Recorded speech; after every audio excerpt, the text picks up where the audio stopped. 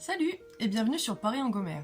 J'ai continué à tester la gamme Algamaris. Je vous avais présenté la crème écran total teintée il n'y a pas très longtemps. Et là, je teste le baume minéral. Donc c'est un baume à lèvres. Parce que quand on se protège avec des filtres chimiques, en fait, ça peut être une crème totalement transparente. Donc on va pouvoir se tartiner toute la figure, lèvres incluses, et tout va bien, c'est invisible. Mais quand on utilise une protection minérale, c'est comme si on se mettait du fond de teint sur la bouche en fait. Donc soit c'est non teinté et ça va faire blanc, soit c'est teinté et ça va faire un petit peu beige, mais enfin dans tous les cas ça va être...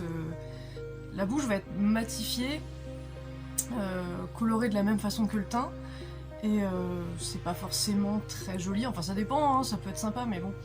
En tout cas c'est asséchant, et c'est un petit peu pâteux comme texture. Donc quand j'ai vu qu'il y avait un baume, j'ai eu envie de tester, parce que bon, mes joues et mon front, les zones qui ont eu beaucoup de traitements contre l'eczéma ont besoin d'un écran total, mais mes lèvres, un indice 30 ça peut suffire. Donc ce sont les mêmes pigments minéraux que dans le reste de la gamme Algamaris, mais intégrés dans une texture baume, donc c'est un petit peu plus gras, un petit peu brillant.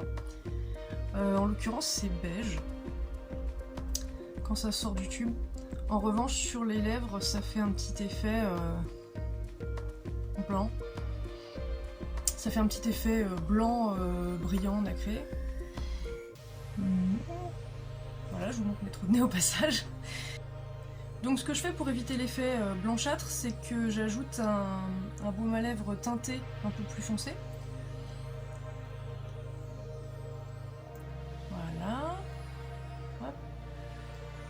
Pour avoir un rendu rose en fait, qui fait un petit peu moins bizarre. Donc moi l'effet un petit peu brillant, un petit peu nacré, j'aime bien. Par contre si vous avez envie d'un baume à lèvres transparent, invisible, tout ça c'est pas le bon produit, clairement. Voilà, donc pour moi c'est très positif, je vais continuer à l'utiliser, ça complète bien ma protection solaire du visage. La compo est clean, il n'y a pas de parfum. Donc si vous cherchez une protection minérale pour vos lèvres, c'est top. En rappelant que ça ne sera pas du tout invisible et pas spécialement discret non plus. Voilà.